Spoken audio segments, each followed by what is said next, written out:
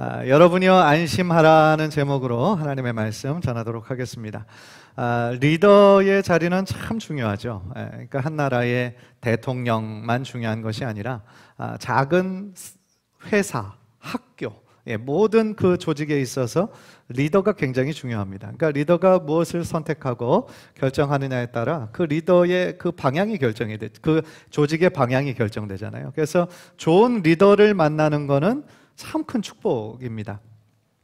훌륭한 지도자는 어떤 사람인가에 대해서 많은 그런 이론들이 있습니다.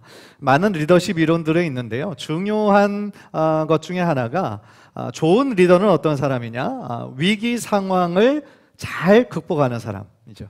위기 관리에 뛰어난 사람, 그 사람이 바로 훌륭한 리더다라고 세상의 리더십 학문에서 그렇게 얘기합니다.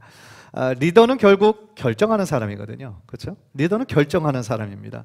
따라서 위기 상황은 어떤 나라든 어떤 사회든 어떤 조직이든 다 만나게 돼 있는데 그 상황을 어떻게 판단하느냐, 그리고 다른 사람들하고 어떻게 소통하느냐, 그리고 어떻게 그것을 대응하느냐에 따라서 그가 속한 그 나라, 그리고 조직, 모든 그룹의 성패와 생사가 결정될 것이기 때문에 그렇습니다. 제가 오늘 리더십에 관한 이야기를 말씀드리는 이유가 있는데요. 제가 보기에 오늘 본문의 주제는 위기 상황 속에 나타난 바울의 리더십을 지금 증명하고 있거든요. 물론 바울은 지금 리더의 신분은 아니었습니다. 우리가 보기에는 참 위대한 바울 사도지만 당시에 이 바울이 있었던 상황은 한 사람의 죄수에 불과했어요. 그래서 지금 로마로 그 황제의 재판을 받기 위해서 그 배를 지금 타고 가는 거죠. 같은 죄수의 신분 다른 죄수들과 함께 호송되고 있는 중이었습니다.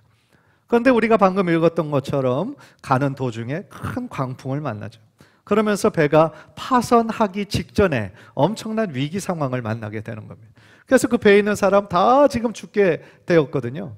그런데 그 상황 속에서 우리가 이따가도 자세히 살펴보겠지만 리더의 자리가 바뀌는 거예요. 이 위기 이전에는 선장이 리더였고 백부장 율리오라는 사람이 리더였는데 이 위기 상황을 넘어갈 때에 이 바울이라고 하는 이름 없는 죄수가 갑자기 리더가 돼버리는 거예요. 그 배에서.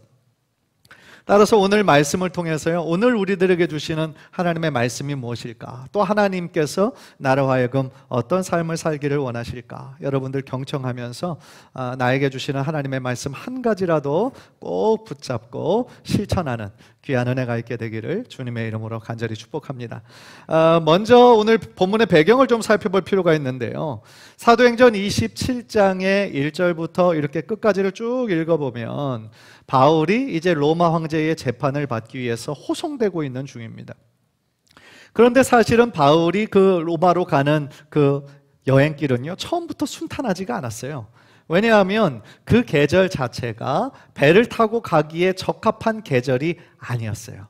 당시는 약 9월에서 11월 사이였던 것 같은데 이때는 지중해 사이에서 큰 배를 운항하기에 좋은 시기가 아니었다는 것이 그때의 상식이었어요. 그래서 그 7절을 보면 그들이 어려운 항해를 아주 간신히 마치고 도착한 곳이 그레데라고 하는 미항이라는 곳이었습니다. 그래서 그곳에서 어떤 결정을 해야 되냐면 계속 지금 이 항해를 해야 되는지 로마까지, 아니면 지금 그곳에서 좀 그 계절이 지나가기를 기다려야 되는지, 그거를 선택해야 되는 굉장히 중요한 시점이었습니다. 그런데 여기서 의견이 갈리는 거죠. 선장하고 선주의 입장은 계속 가자, 위험해도 가자는 입장이었고 바울의 입장은 아니다, 너무 위험하다라는 입장이었죠. 다시 말하면 당시 그 배의 지금 리더는 백부장, 로마 백부장 율리오라는 사람이 지금 그거를 결정해야 되는 상황인데 선장과 선주의 말을 들을 거냐 아니면 이 바울의 말을 들을 거냐 선택하는 상황에 지금 기로에 있었다라는 겁니다. 여기서 우리가 첫 번째로 한번 좀 생각해 봐야 하는 질문은 바로 이거죠.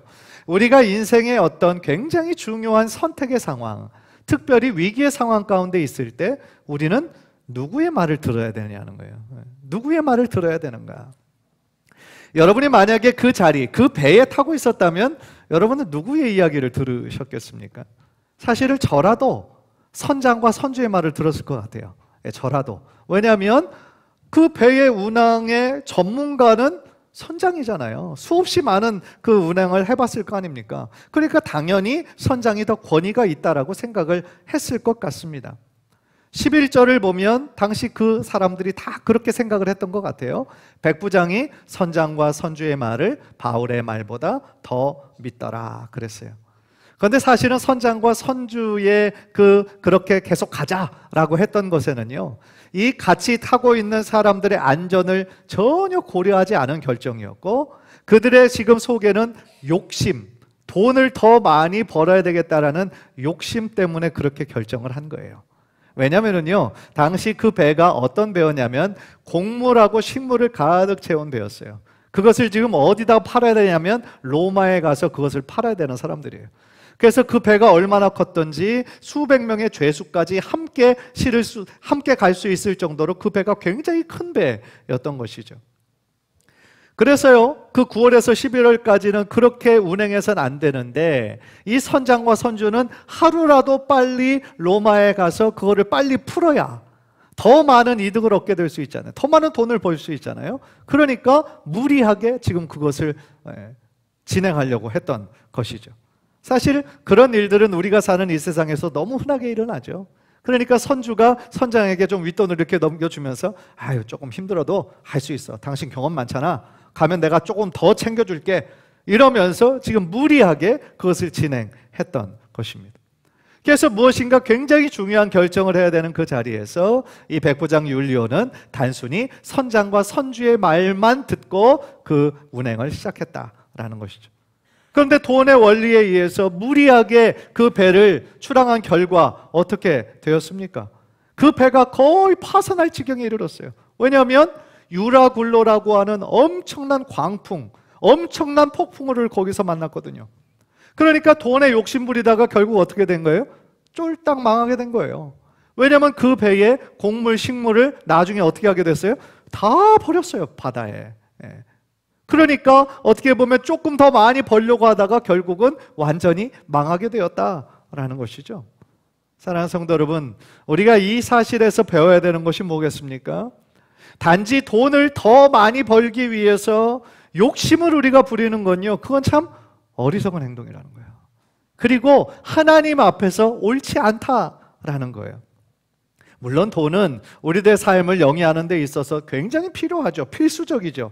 그러나 돈에 욕심을 부리게 되면 어떻게 됩니까? 우리의 판단력이 흐려져요. 무엇이 옳은 것이고 그른 것인지 이것을 선택하는 기준이 흔들리는 거죠. 돈만 많이 벌 수 있으면 옳지 않아도 하게 되는 거예요. 그러다 보니까 특별히 우리는 믿음의 사람인데, 믿음이 있는 사람들인데 자꾸 세상의 돈의 원리만 따라가다 보면 우리들의 믿음마저도 타협하게 되는 거예요.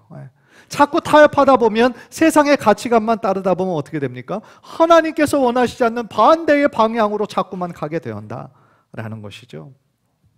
따라서요, 우리가 오늘 이 그 본문의 상황 가운데 있었다면 돈의 원리를 따라가야 되는 것이 아니라 믿음의 원리를 따라갔어야 되는 것이 맞았다라는 거죠. 그런데 사실 당시 백부장 율리오가 몰랐던 것이 한 가지 있었어요. 그게 뭔지 아십니까? 이 바울은요, 굉장히 여행 경험이 많은 사람이었다라는 거죠. 바울이 몇 차까지 선교여행을 했죠? 3차까지 선교여행을 했습니다. 소아시아 지역, 유럽 지역, 몇 년에 걸쳐서 이 전 세계를 순회했던 사람이 바울이었어요. 그리고 그 중에는 육로의 교통수단이 그때 발달되지 않았잖아요. 그러니까 대부분 항해, 배를 이용해서 전 세계를 돌아다녔던 사람이었고, 또 그렇게 배를 많이 타다 보니까 3번 거의 파선하는 지경까지 경험을 다 했던 사람이었거든요. 그러니까 바울이 지금 배를 타고 가는 건 상당히 위험하다라고 했던 거는 단순한 느낌을 얘기한 게 아니었고요. 느낌이 아니라 자신의 경험을 통해서 나왔던 실제적인 조언이었는데 그것을 율리오가 듣지 않았던 거죠. 사랑하는 성도 여러분, 우리가 인생을 살면서요, 이런 비슷한 위기의 상황, 갈등의 상황은 언제든지 만날 수 있어요. 그때 우리는 누구의 말을 들어야 됩니까? 분명 돈의 원리가 지배하는 세상의 원리가 있을 거예요. 그러나 우리는 돈을 따라가기 전에 하나님을 믿는 사람들이라는 그 정체성을 절대로 잊어서는 안 됩니다.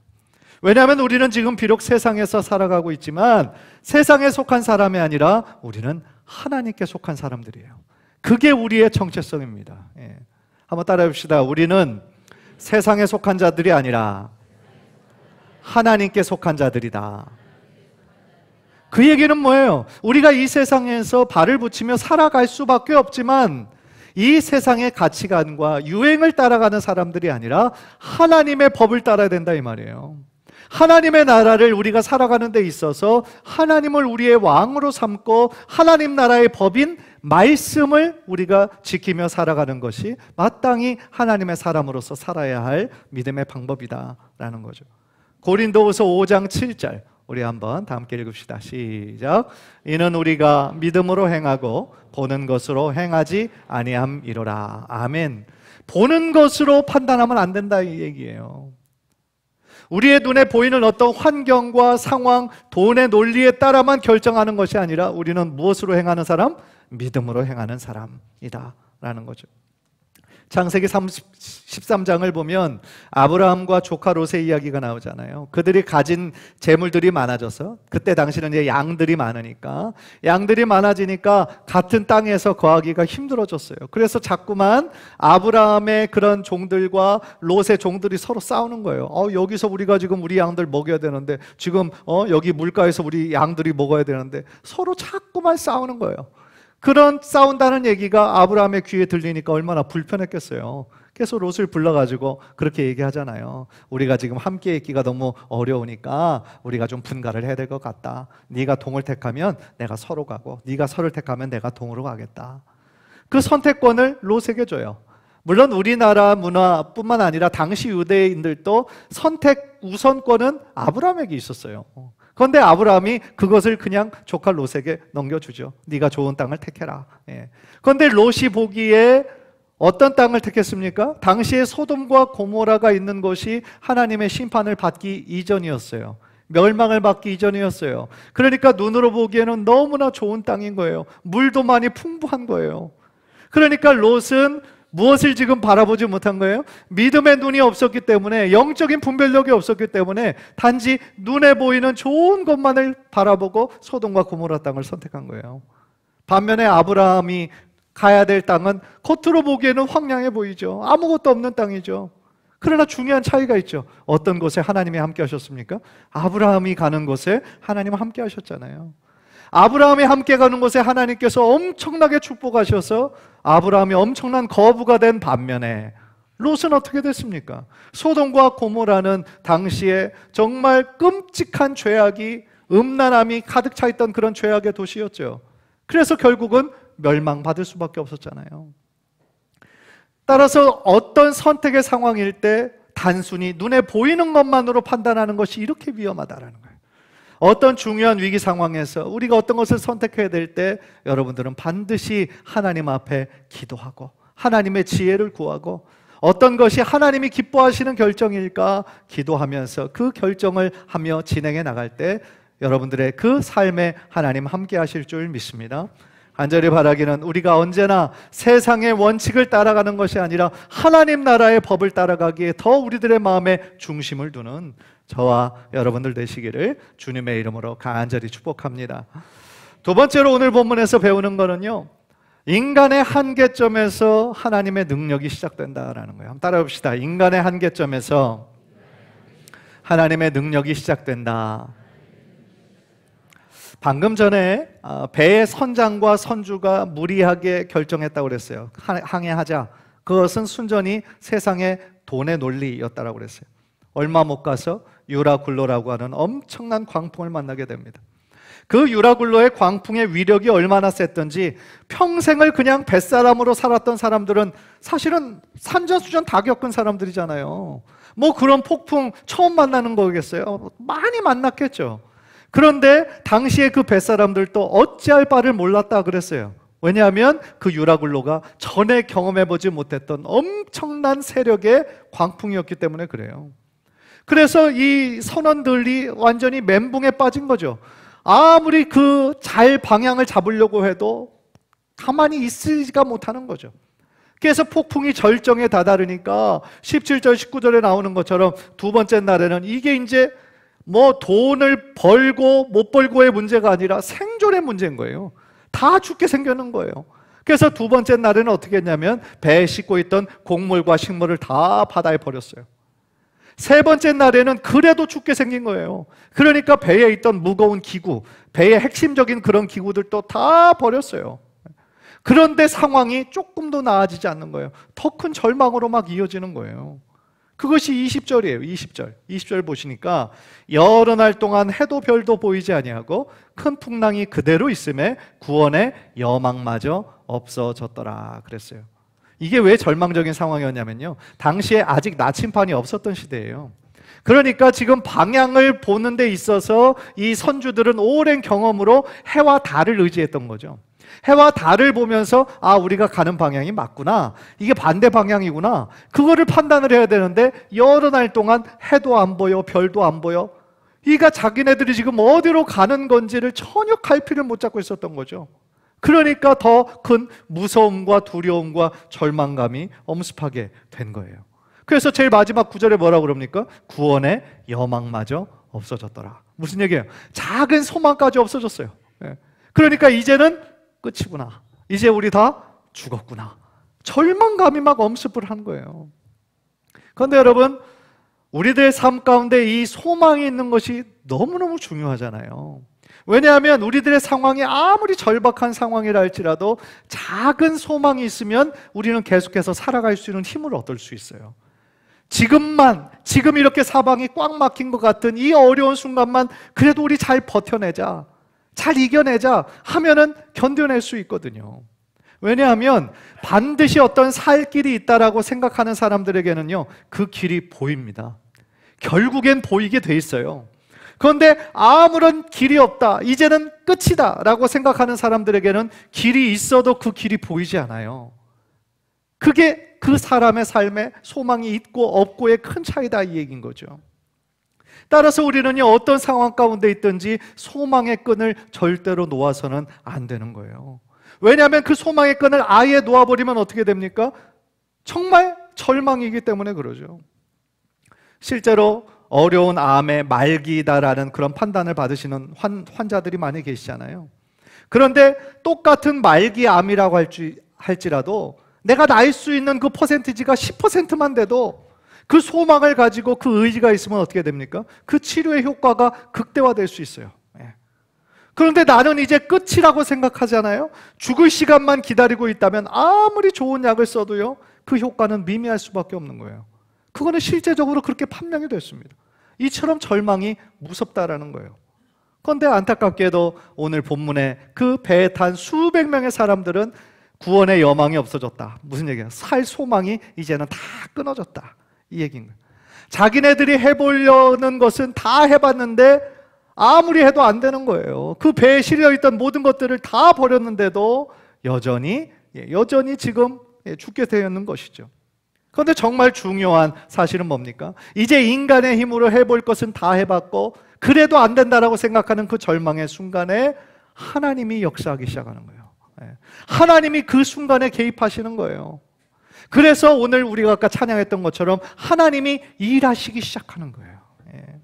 사랑하는 성도 여러분, 사람이 끝이라고 생각하는 그 순간이 바로 하나님이 일하시기 시작하는 때라는 것을 믿으시기를 바랍니다. 사람들이 이제 정말 끝이구나 그렇게 말할 때 하나님은 아니, 이제 시작이다 라고 말씀하신다라는 거예요. 그런데 문제는 뭡니까? 많은 사람들이 자신의 한계를 인정하는 것을 끔찍하게 싫어한다는 거예요. 우리의 무력함을, 우리의 한계를 우리가 인정해야, 내가 계획한 대로 다 되지 않는 것이 우리들의 인생임을 깨달아야 우리가 하나님을 의지하는데, 많은 사람들이 그 상황 가운데 마음이 더 강팍해지는 거예요. 그러면서 무엇이든지 자신의 힘만으로 해결하려고 하다가 아무리 해도 안 되고 절망하게 되면 살 소망마저 그냥 놓아버리는 거죠. 얼마나 안타까운 일입니까? 여러분, 인간은 완전한 존재가 아니에요. 인간은 알면 알수록 무력한 존재예요. 연약한 존재입니다. 그 사실을 일찍 깨닫는 것이 그게 지혜로운 거예요. 왜냐하면 자신의 무력함을 알고 자신의 한계를 알아야 우리들의 인생의 창조주 되신 하나님을 더욱더 찾게 되기 때문이다라는 것이죠.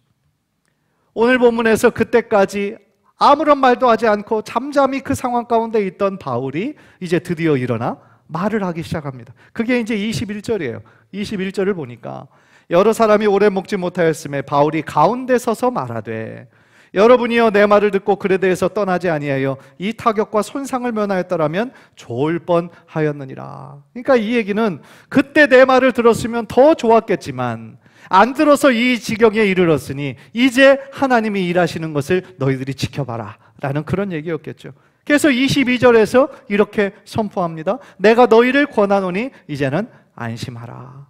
너희 중 아무도 생명에는 아무런 손상이 없겠고 오직 배뿐이리라. 그들에게 안심하라는 거예요. 모든 것이 다 끝났고 이제 죽음밖에 없다라고 생각했던 많은 사람들에게 아니라는 거예요. 너희들 안 죽는다라는 거예요.